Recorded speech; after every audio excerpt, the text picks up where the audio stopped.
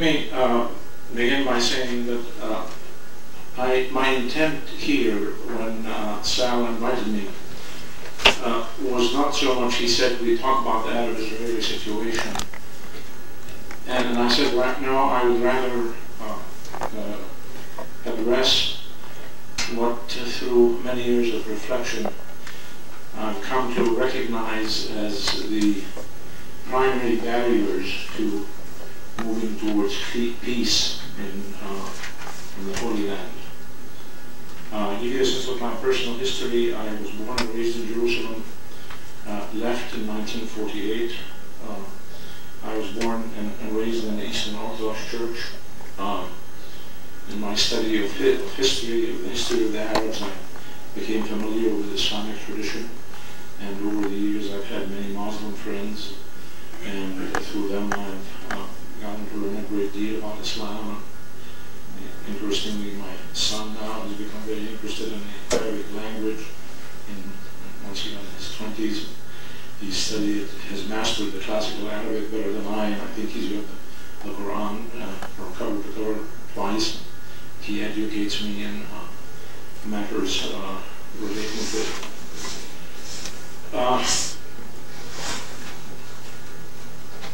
Having lived in Jerusalem, it is very difficult to avoid partly a sense of sadness, but a certain, if you will, a spiritual connection to the city. When you grow up there, you see a lot of pilgrims coming of all faiths. You walk the streets, you have a sense of the generations over many centuries who have walked those streets before you, whether they be Muslim pilgrims or Christian pilgrims or Jewish pilgrims. And one of the key issues that I think is ignored in our secular society, and with the secularization of the political systems in Europe and society in Europe, many of the states in Europe still have official state religions, but we don't. We have a strictly separation of church and state in this country. When I was in Appleton, I was a member of Memorial Presbyterian Church, and I was an elder on the session, clerk of the session at one time. And they asked me to speak to the presbytery, and I remember pointing out to them that in this culture, it seems like the only things that are sacred that we share with each other, the only things that are communally sacred, are the flag and the national anthem. We do not have, as part of our vocabulary, any understanding of the sense of the sacred that I saw again and again among the pilgrims coming to Jerusalem. And I've seen it in other holy places, sacred sites. This to me is one of the key issues, one of the most fundamental issues. It is at the heart of the Jewish bond to Jerusalem. It is at the heart of the Christian bond to Jerusalem. It is at the heart of the Islamic bond to Jerusalem.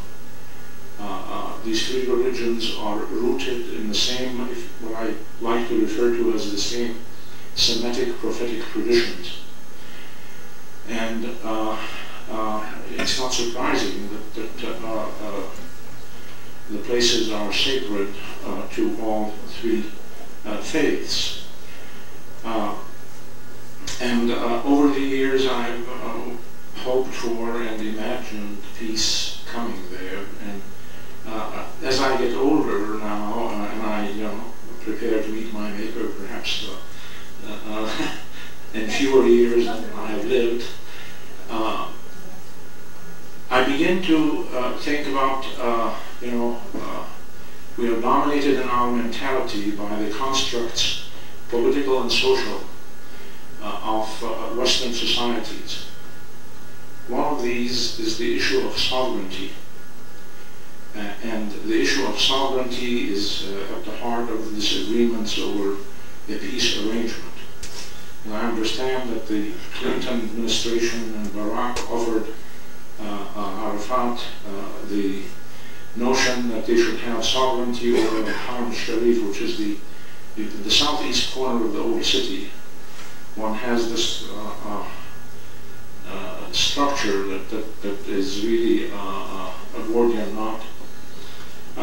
The upper part of it is a Masjid al-Aqsa, which is one of the sacred places for Muslims, and the site that it is thought that Muhammad was taken into heaven before he died. And right next to it is the Dome of the Rock. And the Dome of the Rock is sacred to Muslims and Jews for approximately the same reasons, in the sense that Abraham prepared to sacrifice one of his sons on top of that rock. The Jews believe it was Isaac, the Muslims believe it was Ishmael. But it is sacred to both for the same reason. And the plan was for sovereignty on the surface going to the Palestinians, but sovereignty over the land beneath it going to Israel. And I stop and I think about it, and I think, this is really, we need to stop thinking in terms of the Western paradigms of sovereignty, which relate to the medieval period when sovereigns had control over various territories. Jerusalem should, I think of it as a place where one should recognize the sovereignty of God, except modern political institutions don't acknowledge that sort of a thing. You say maybe it's something like the Vatican. Well, the Vatican is committed to only one particular faith. But I deeply believe that until we are willing to disengage from these Western political concepts and try to imagine alternatives that we do not think of now, this issue will remain with us. The old city contains within its walls in the southeast corner, Haram Sharif, which has, as I say, the Dome of the Rock, and the Masjid al-Aqsa. But actually, one of the foundation walls of that structure is the western wall from the Temple of Solomon. And you go underneath the Masjid al-Aqsa, you find these Byzantine arches, and the earth underneath you is just soil.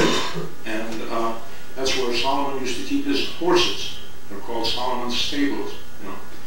And given this situation, to try to kind of look at it in terms of the construct of American political institutions and solve it in terms of the terminology, the language of the State Department or international law or whatever, I don't think it's going to work. And I think there is a need for some new ideas there.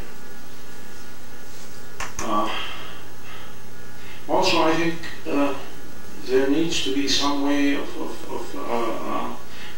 earlier Salman and I were talking to one of the television producers here about trying to produce a video about Jerusalem, and I was telling them that the sense of the sacred that the people feel walking the streets of Jerusalem is something that is very difficult to communicate.